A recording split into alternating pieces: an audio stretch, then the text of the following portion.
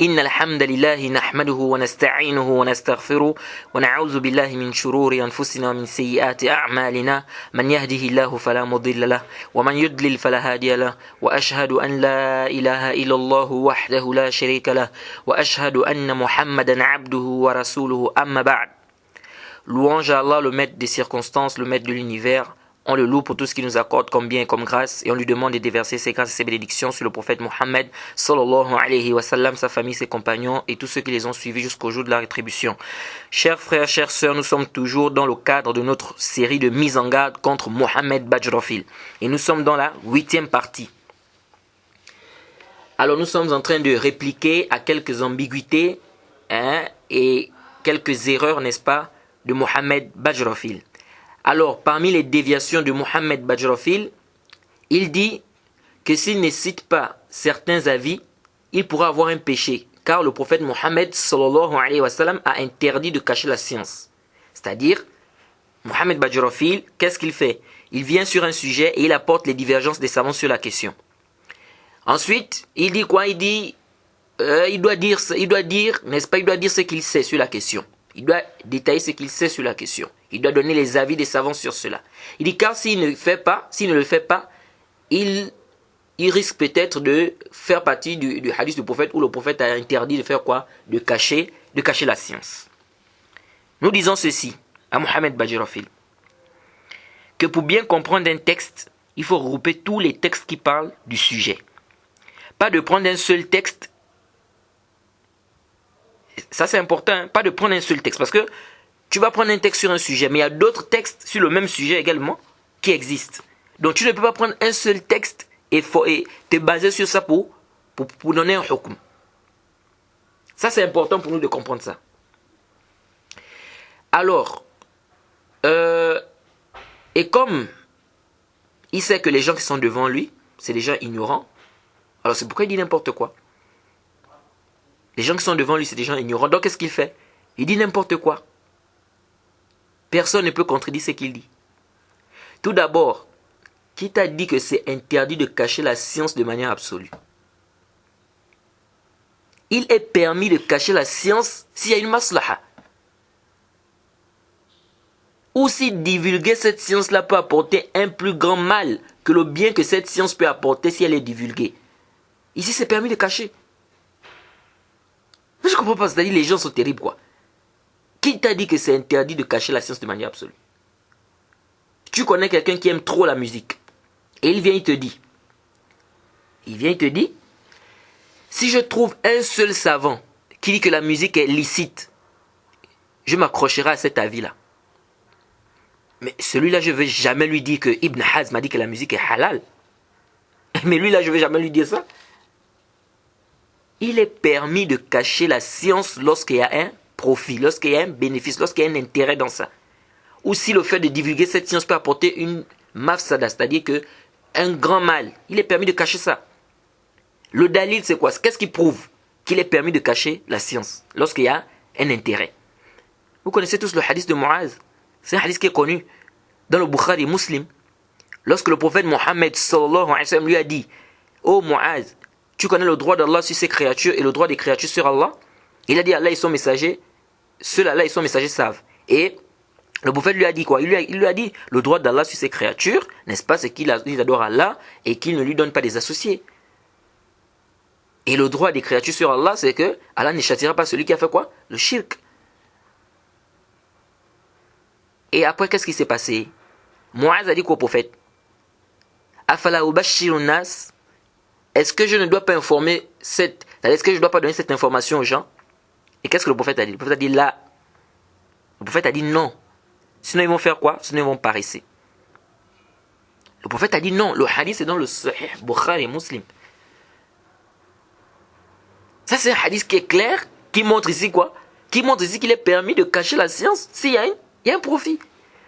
Je sais que bon, si je dis ça à cette personne-là, bon, quelqu'un par exemple, je sais qu'il est paresseux.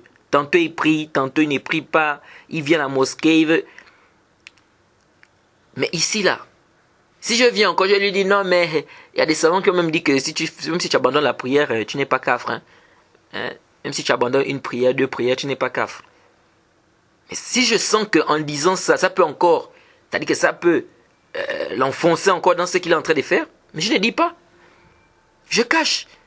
Et c'est ça un da'i. Un prédicateur, il doit. C'est pourquoi on parle, quand on dit les conditions de la da'wa, on parle de hikmah. La hikmah, c'est quoi? Mettre chaque chose à sa place en fonction de ce qu'exige chaque situation. Donc, c'est pourquoi le cheikh Abdullah al-Bukhari, hafizahullah, dans une de ses assises, il disait, je me rappelle, c'était après le Jumu'ah, il a traité un sujet et il répétait, Laysa kullu ma yu'lam yuqal. Fi kulli maqam maqal. Il dit, ce n'est pas tout ce que l'on sait que l'on dit. À chaque assise correspond un discours bien déterminé. Et je me rappelle, il a répété ça plus de 5 fois. Il ne faisait que répéter ça. Il ne faisait que quoi? Répéter ça. Ce n'est pas tout ce qu'on sait qu'on dit. Ce n'est pas tout ce qu'on sait qu'on dit. À chaque assise correspond un discours bien déterminé. Donc, venez dire que si tu ne propages pas ça, si tu ne dis pas ça,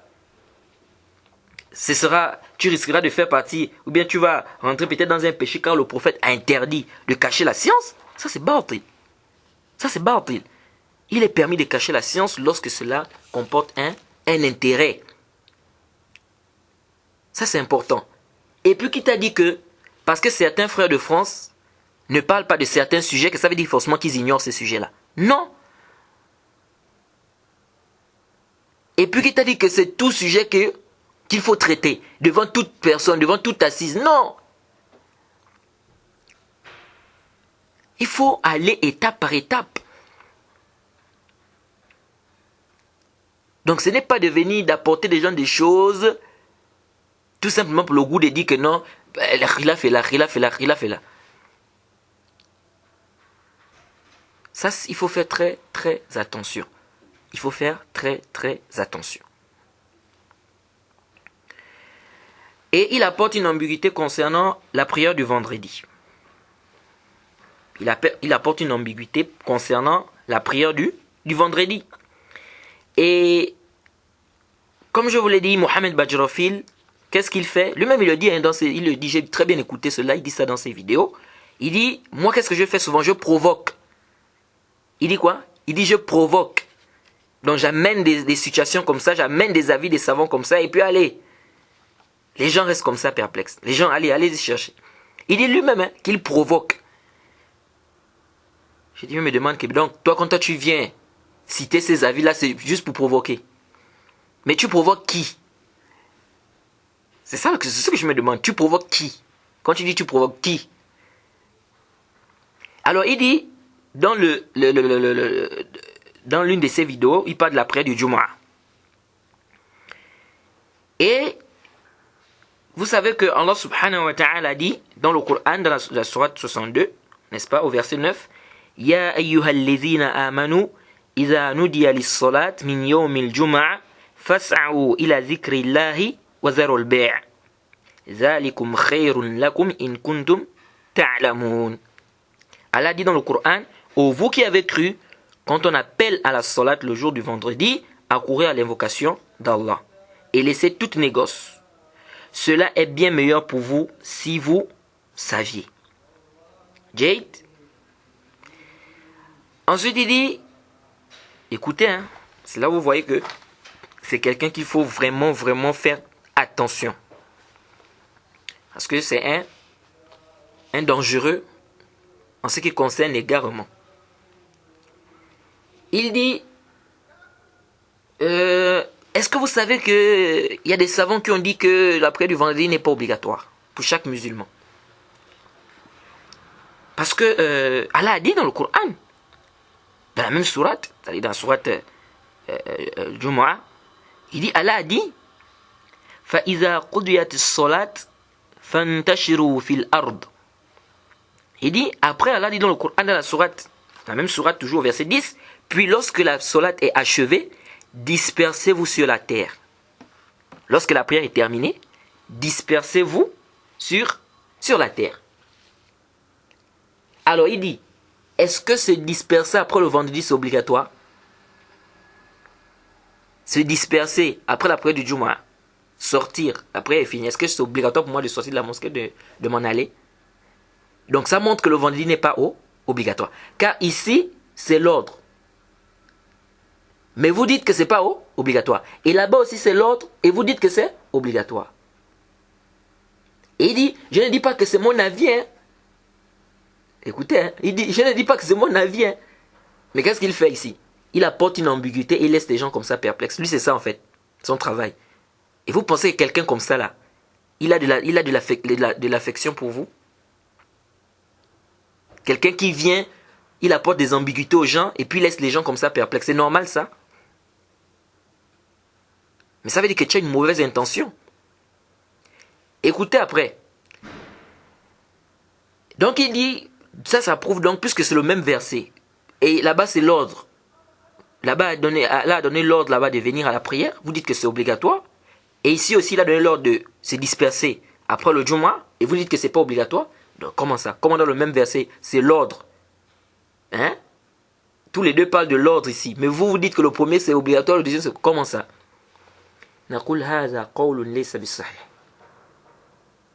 Limaza. Disons que ça, ce n'est pas correct. Pourquoi? لأن هنا الأمر جاء بعد الحظر. Nous disons que la parole là n'est pas correcte. Pourquoi? Parce que ici, l'ordre est venu après l'interdiction. Qu'est-ce que cela implique? Nous savons bien la mas'ala, nous connaissons très bien la mas'ala. Dans les usul fiqh, c'est une mas'ala khilafiyya. عند usuliyin. Hein? Al-amr ba'da al-hadr. Ça implique quoi? L'imam Malik et Shafi'i, ils disent quoi? Ils disent que si l'ordre vient après l'interdiction, ça implique la permission. Ibn Kathir, l'imam al-Shanqiti, al-Amin al-Shanqiti, celui qui a écrit Adwal Bayan, et Ibn Taymiyyah, ils disent quoi? Rahimahumullah, ils disent que lorsque l'ordre vient après l'interdiction, ça revient à ce que c'était avant l'interdiction. C'est-à-dire, si la chose était obligatoire, elle reprend sa place elle prend sa place d'obligation. Si c'était permis, elle reprend sa place de permission. Bien devient, elle est toujours permise puisque la chose était d'abord permise. Donc ici, avant qu'Allah ne nous interdise la négoce, car il a dit, c'est toute négoce. Mais avant cette interdiction-là, la négoce était quoi? Permise ou obligatoire? Permise, elle n'était pas permise. Donc ils disent qu'ici, cet ordre-là, donc la négoce reprend sa place. Donc quand on dit de répartir bien, dispersez-vous ici, ça devient quoi? Permis seulement, pas obligatoire. Pourquoi? Parce que c'est un ordre qui est venu après une interdiction. Et ça, c'est une règle qui est connue sous le fiqh.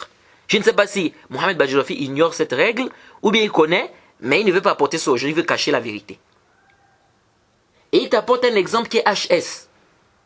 C'est-à-dire qui est hors sujet. Il dit, est-ce logique que je vous dise, partez dehors et ramenez-moi à manger? Écoutez, hein, il dit, est-ce logique que je vous dise, partez dehors et ramenez-moi à manger? Pouvez-vous comprendre ici, partez dehors comme étant une injonction, c'est-à-dire une obligation, et ramenez-moi à manger comme étant quelque chose qui relève du choix? Nous disons, c'est pas ça la masse Allah ici. Ici, Allah interdit de faire toute négoce pour aller à la prière du Jumu'ah. Et après, il dit que dès que la prière est terminée, tu peux partir. C'est ça le contexte du verset. Mais tu vas embrouiller les gens simplement. Et puis les frères, le sujet, il est très clair sur l'obligation de la prière du vendredi.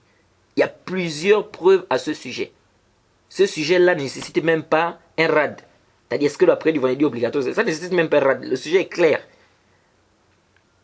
Mais je voulais éclaircir ça à cause d'une règle qui est très importante ici qui concerne l'ordre. Lorsque l'ordre vient après l'interdiction. Sincèrement les frères, on doit bien apprendre les qawaïd, les règles de la jurisprudence islamique. Parce que quand tu viens comme ça, tu apportes un truc. Parce que qu'est-ce qu'il a fait? Il est venu avec l'avis de ceux qui disent que c'est fard de kifaya, c'est-à-dire que c'est une obligation mais qui incombe à une partie des musulmans. Il apporte ça sans pour autant rappeler que cet avis est faible, c'est daïf. C'est trop daïf.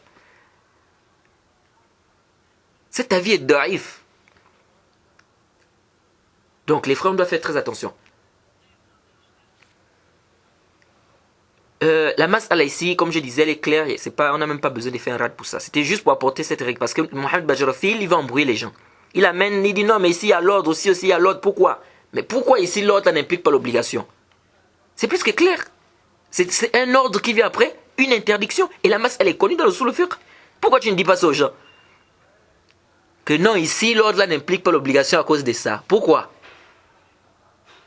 Tu veux finalement faire comprendre aux gens que non, l'ordre n'implique pas l'obligation. C'est ça.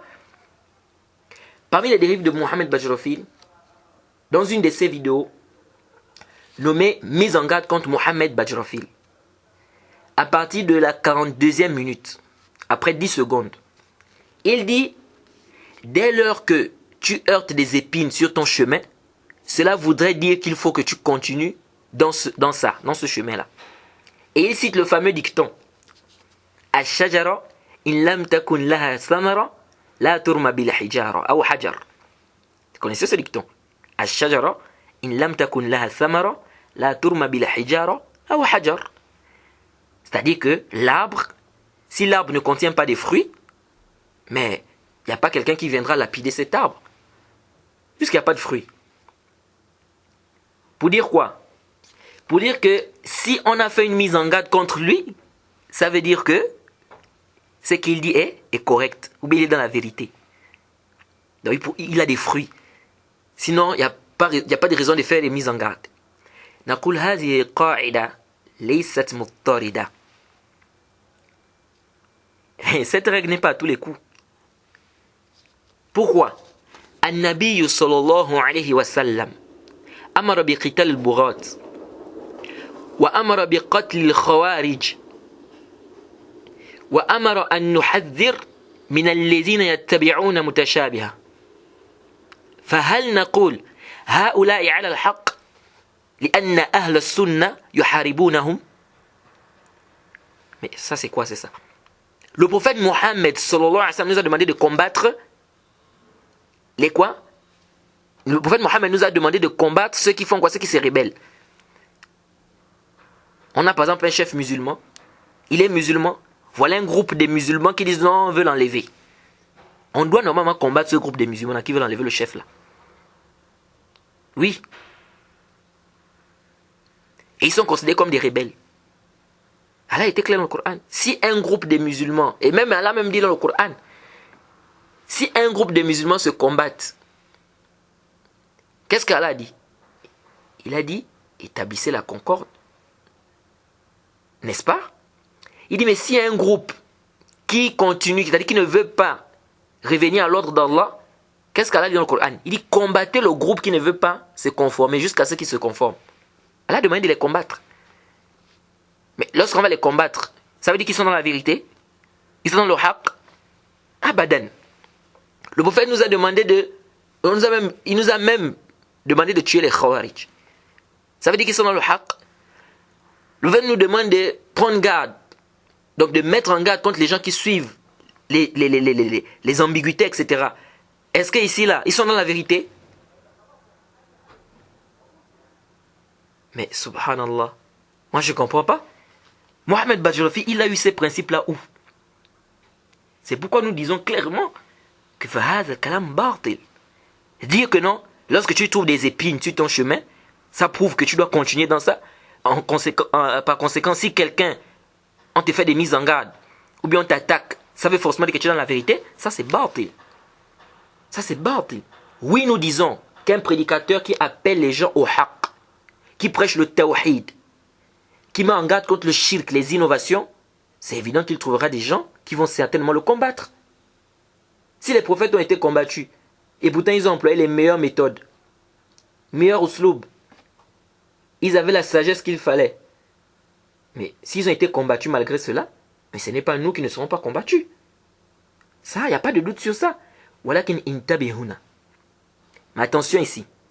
C'est pas toute personne, ou bien c'est pas tout celui qui est combattu qui est nécessairement dans la vérité. Mais le contraire est possible. Le axe est possible. C'est-à-dire, Tout celui qui appelle à la vérité est susceptible d'être combattu. Mais ce n'est pas toute personne qui est combattue qui est dans la vérité. Ça, c'est très important de comprendre ça, car beaucoup de gens se sont égarés à cause de ce principe. Vous allez voir, même les jama'at ou tablir, ils se sont égarés à cause de ce principe. Parce qu'ils disent, oh, la vérité est toujours combattue. Donc on est combattu. On nous combat parce qu'on est dans la vérité. On est dans la sunna. Les soufis disent, oui, on est combattu parce que nous sommes dans la vérité.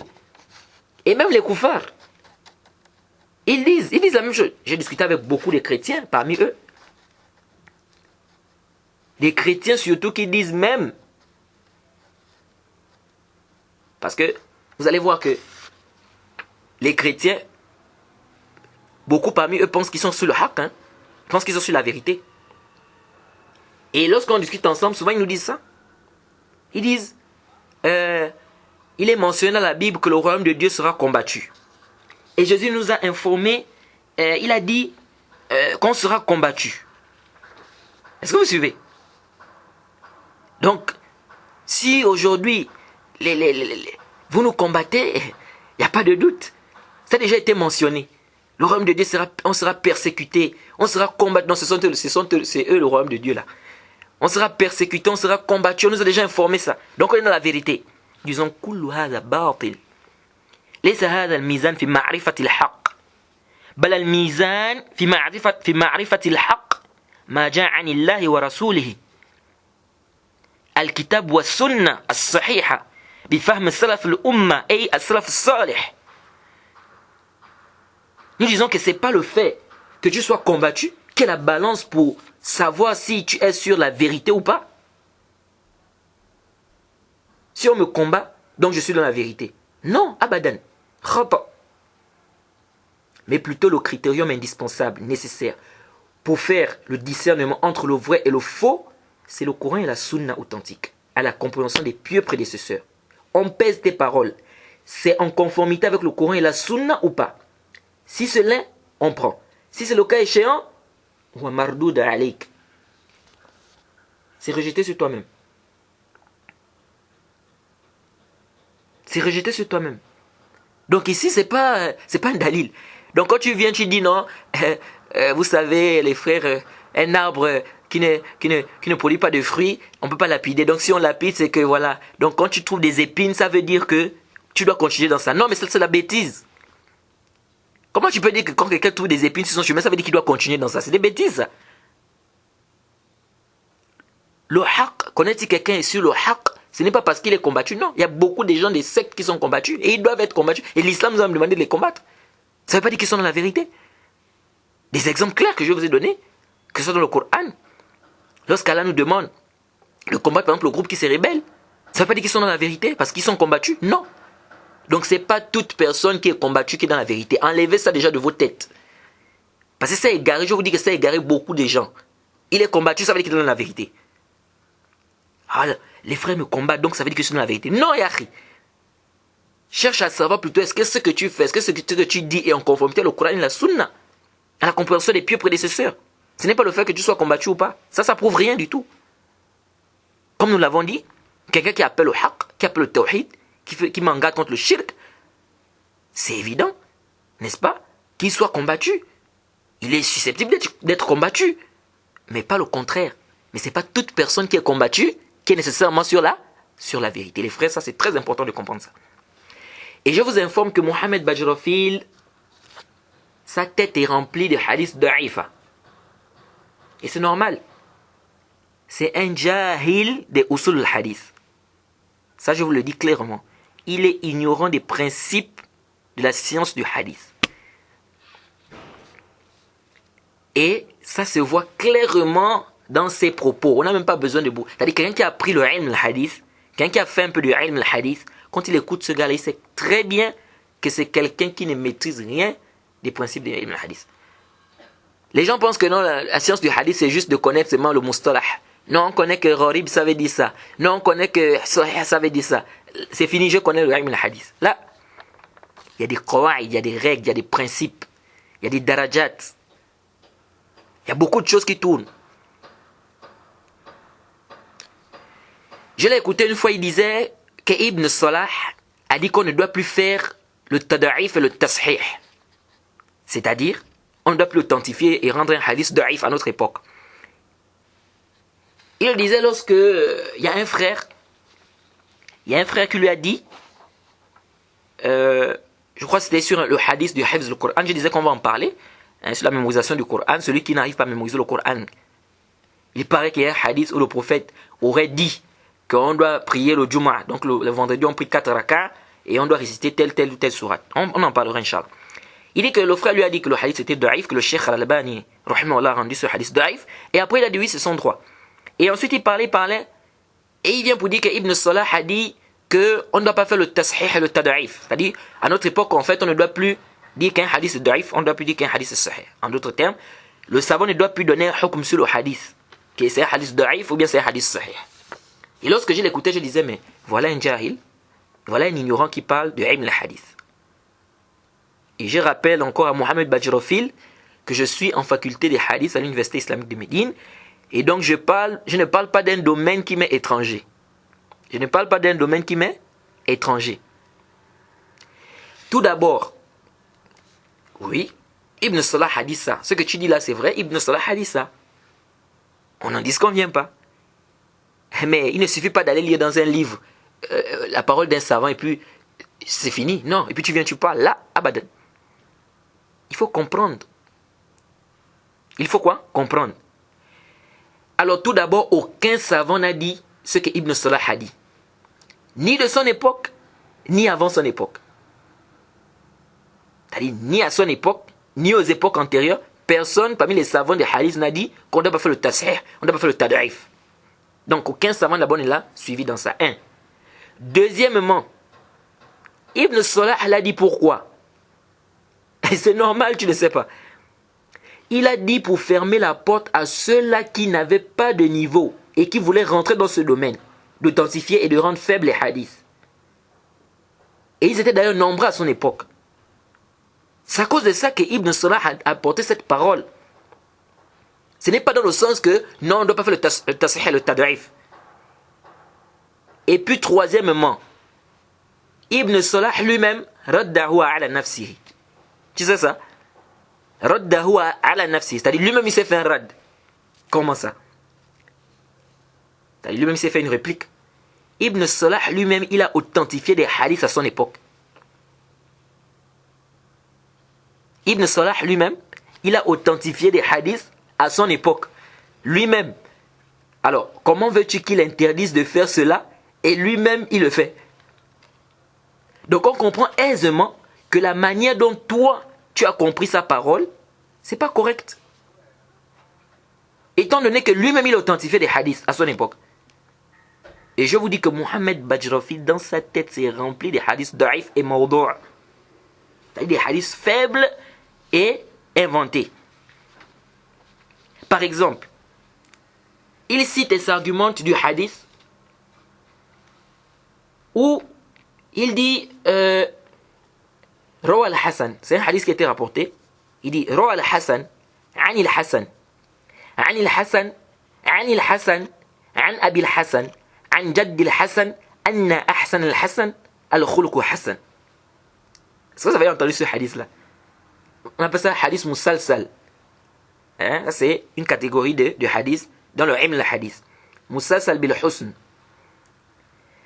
Alors il dit Rawa al-Hassan, c'est-à-dire al-Hassan a rapporté, al-Hassan al-Tamimi, Ani al-Hassan ibn Dinar, Ani al-Hassan al-Basri, Ani al-Hassan, c'est-à-dire Hassan ibn Ali, An Abi al-Hassan, c'est-à-dire Ali ibn Abi Talib, An Jaddi al-Hassan, donc al-Rasul sallallahu alayhi wa sallam, Anna Ahsan al-Hassan, al-Khulqu Hassan. C'est-à-dire le meilleur, ou bien la meilleure des bontés, le bon comportement. La meilleure des bontés, le bon comportement.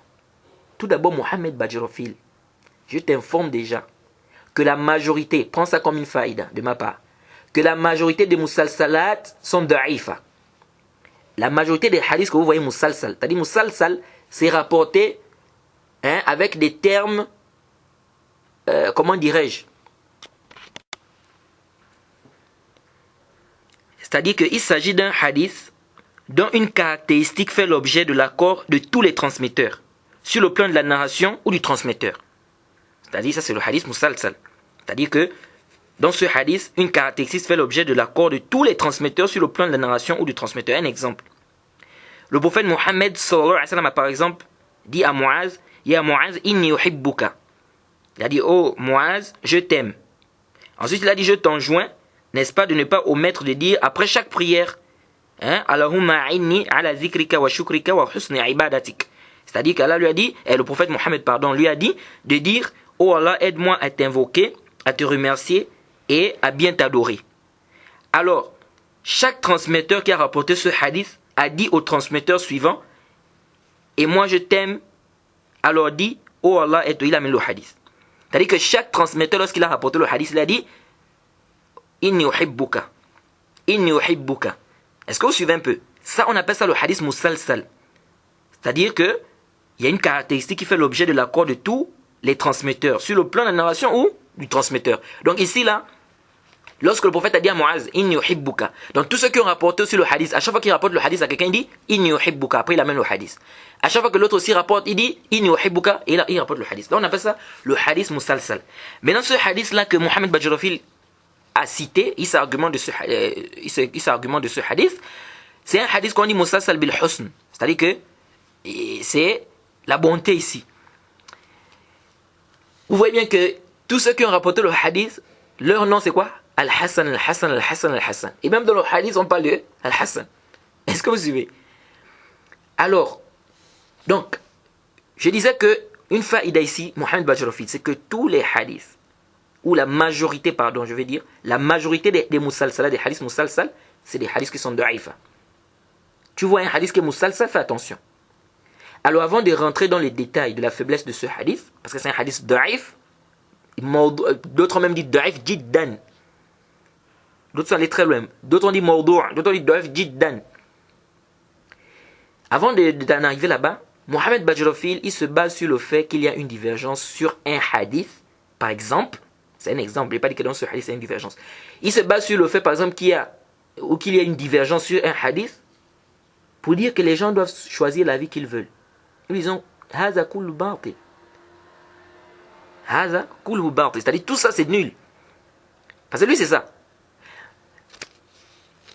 Et on va voir comment on doit se comporter quand il s'agit d'un hadith dont les savants ont divergé sur l'authenticité ou pas. Comment on doit se comporter.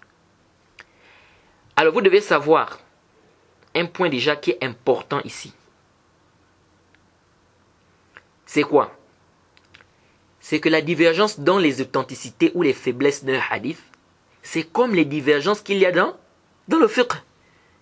De la même manière que les fuqaha, ils ont divergé. De cette même manière, les muhaddithoun ont divergé. Ça, c'est important. Donc, de la même manière qu'on regarde les dalils dans le fiqh pour savoir l'avis qui est prépondérant, de cette même manière, on regarde aussi les dalils dans le ilm, le hadith ou dans le hadith pour savoir l'avis qui est prépondérant sur un hadith par rapport à sa faiblesse ou son authenticité. Ça, c'est important. C'est-à-dire, ici, ce n'est plus une question de non, tel cheikh a dit, non, tel savant a dit, mais l'imam al-Hakim a dit que ce serait à la charte cheikhin. On fait comment? Non, ce n'est plus ça, on n'est plus à ce stade-là. Ici, maintenant, c'est un problème de adil là. Parce qu'il veut jouer avec. Quand on lui dit le hadith c'est da'if, il dit non, mais c'est son droit. Tel savant dit que c'est da'if, mais il y a un autre savant aussi qui dit que c'est sahih. Il y a un autre savant qui dit que c'est sahih. Donc, si tu veux, tu travailles avec ce que l'autre a dit. Si tu veux, tu travailles. Non, c'est pas comme ça. Et donc, ici, ce n'est pas comme chacun prend ce qu'il veut. Non, ce n'est pas chacun prend ce qu'il veut ici. Celui qui a appris, suivez-moi attentivement, celui qui a appris, qui a des bases dans la science du hadith, il connaît les règles, les degrés des muhaddithoun, c'est-à-dire il connaît les degrés des savants des hadiths. Ici, il regarde les arguments avancés par chacun, par tout un chacun, par rapport aux règles des hadiths qu'il a eu à apprendre, et de là, il peut voir l'avis qui est prépondérant ou pas. Je répète, ça c'est celui qui a appris ses règles, ses bases, il connaît les qawaïd des gens des hadiths, etc. Il regarde les arguments de tout un chacun. Bon, l'imam ad-Daraqutni a dit que le hadith est da'if. Al-Hafiz ibn Hajar dit que le hadith est Hassan. Pourquoi? Pourquoi ad-Daraqutni dit que c'est da'if? Pourquoi Ibn Hajar dit que c'est Hassan? On regarde les arguments. Et par rapport au qawaïd des hadiths, on voit l'argument qui est prépondérant, qui est plus fort que l'autre. Maintenant, si on ne connaît rien, on ne connaît rien dans le ilm, le hadith, on ne maîtrise rien de tout ça, c'est-à-dire les Coran, les hadiths, tout ça, on ne connaît rien, on ne connaît pas. On fait comment ici? Nous disons ici, tu fais le taqlid, comme ce qu'on a dit là-bas au début.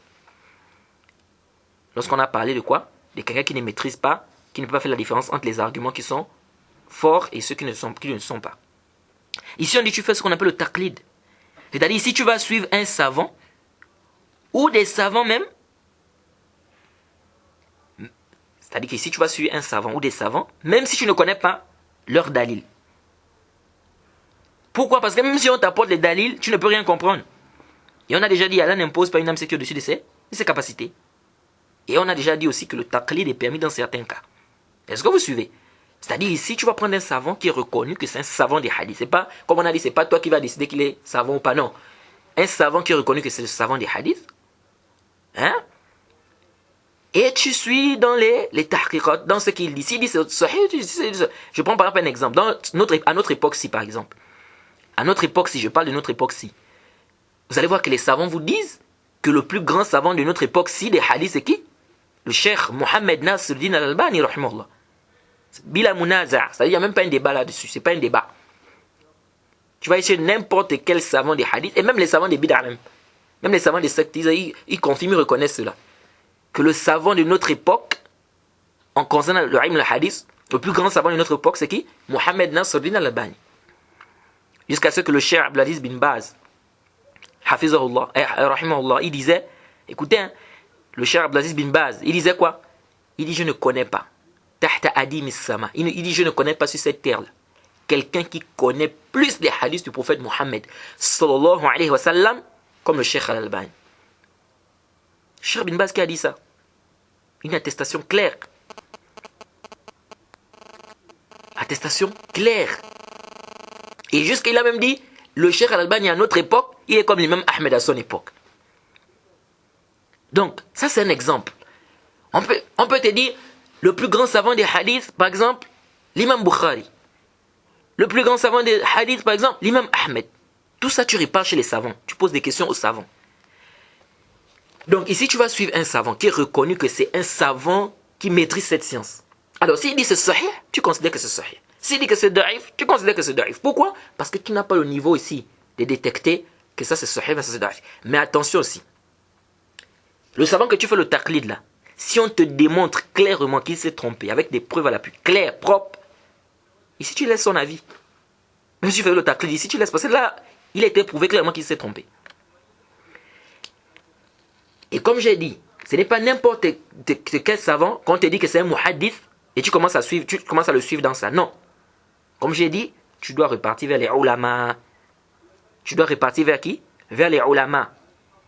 Celui que les savants considèrent comme le plus grand savant des hadiths, par exemple, tu le suis. S'ils attestent.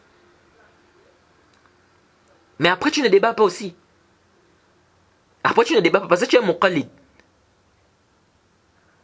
Parce que tu n'as pas la science sur ce sujet-là. Donc, tu débats pas. Parce qu'on voit des gens qui veulent débattre. Tu débats quoi?